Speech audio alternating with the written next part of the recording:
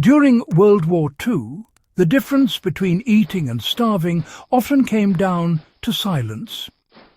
Out in the field, even the faintest trail of smoke drifting above the treetops could expose a soldier's position, turn a campsite into a target, or cost an entire unit their lives. Yet men still had to eat, and fuel was, well, pretty scarce. Hunger was dangerous, but fire was even more so. That led to one of the most ingenious, least discussed field survival tricks of the entire war smokeless cooking. This wasn't some experimental device or high-tech gear. It was a practical, battlefield-tested method mastered by soldiers, partisans, and civilians who needed heat and food but couldn't risk a single whisper of smoke. It quietly kept thousands alive. And today it remains one of the most efficient, low-signature cooking techniques ever developed.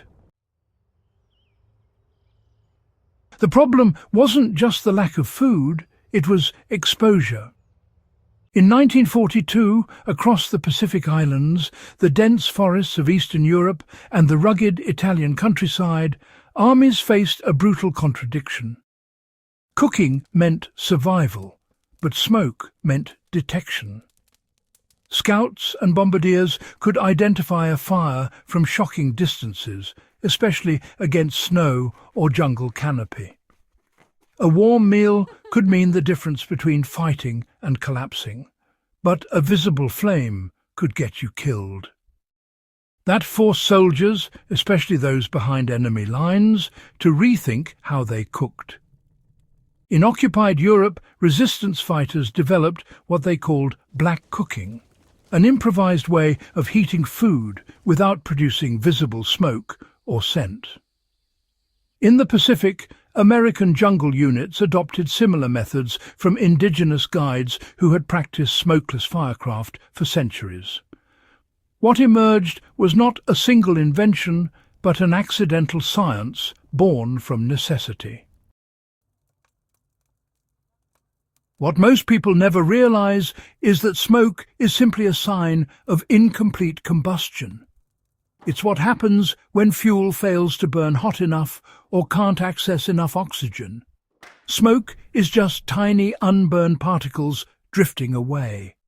So the key to smokeless cooking was not fancy fuel, but controlling the burn. That's how units began using deep pit fires, known later as Dakota fire holes. These small hidden fire pits were dug into the ground with two openings, a vertical shaft for the fire itself, and a second tunnel dug at an angle to feed air into the base. This underground design created a natural draft system.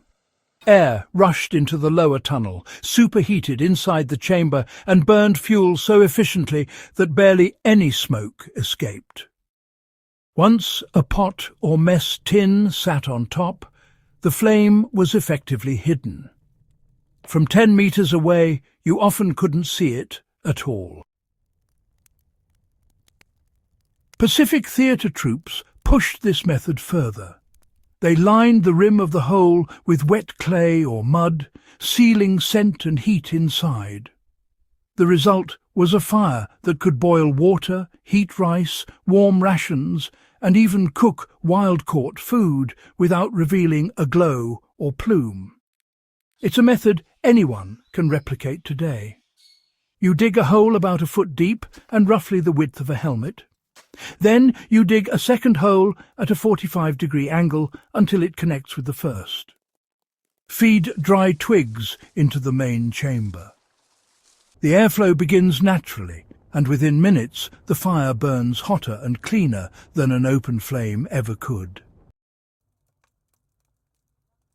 Fuel choice was just as important. World War II manuals stress stripping bark from wood, using only dry material and avoiding thick logs.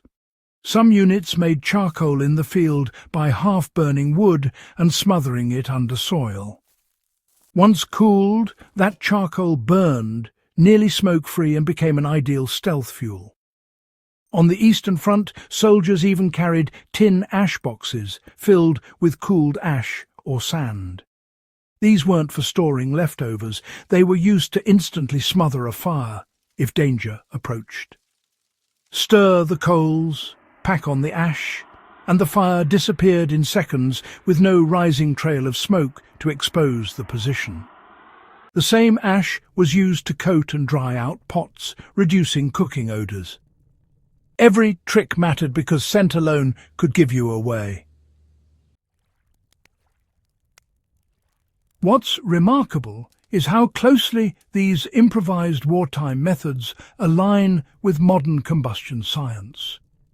The soldiers didn't use technical terminology, but they understood gasification, the process where wood is heated to the point of releasing vapour gases that then burn in a secondary flame.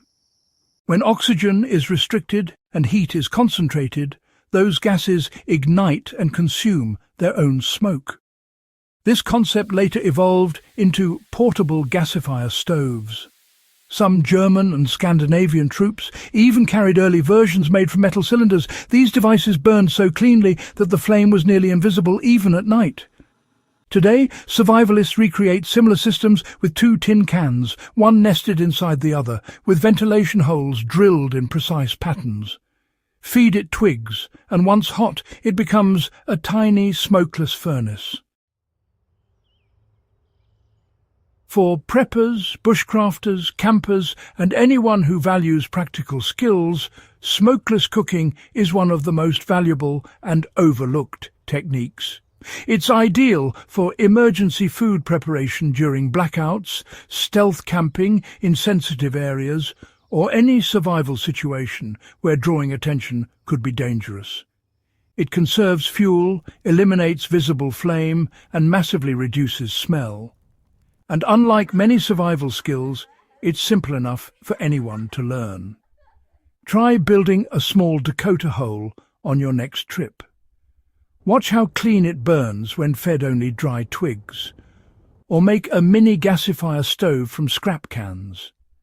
The first time you see how little smoke it produces, you'll understand why soldiers relied on it when the cost of a mistake was death. The men and women who mastered smokeless cooking weren't just trying to heat food, they were outsmarting the battlefield itself. They proved that survival depends not just on strength or bravery, but on ingenuity. Every invisible flame was an act of quiet defiance, a way of staying alive without being seen. The lesson is timeless. Survival is not loud. It's careful, clever, and often hidden. If you value real history that teaches real skills, subscribe to Untold Battle and share this video with someone who loves forgotten wartime ingenuity.